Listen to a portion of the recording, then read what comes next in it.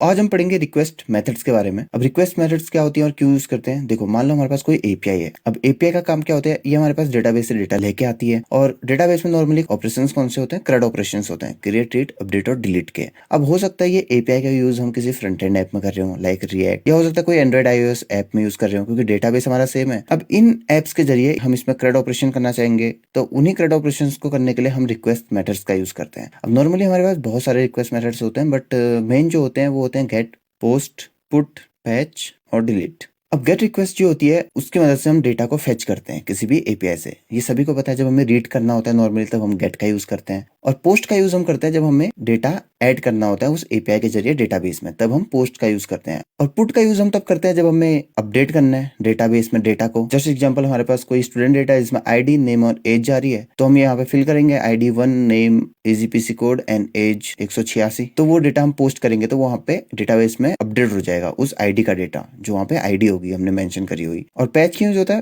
Patch भी update करने के लिए यूज होता है, बट इन दोनों में फर्क क्या है पुट और पैच में। पैच यूज होता है पार्शियली अपडेट करने के लिए। मतलब जैसे मान लो हमें पुट का यूज करना है तो हमें तीनों फील्ड देनी पड़ेंगी, आईडी भी, नेम भी, एज भी, तभी हमारा अपडेट होगा। बट पैच में हम क्या करेंगे, हमें बस नेम अपडेट करना है, एज सेम रहने वाली है, तो हम सिर्फ नेम को अपडेट करेंगे और पैच रिक्वेस्ट मार देंगे एपीआई पे और हमारा सिर्फ नेम अपडेट हो जाएगा उस आईडी का। और डिलीट, किसी भी डेटाबेस से कोई भी डेटा जो एपीआई से आ रहा है उसे डिलीट करने के लिए हम यूज करते हैं।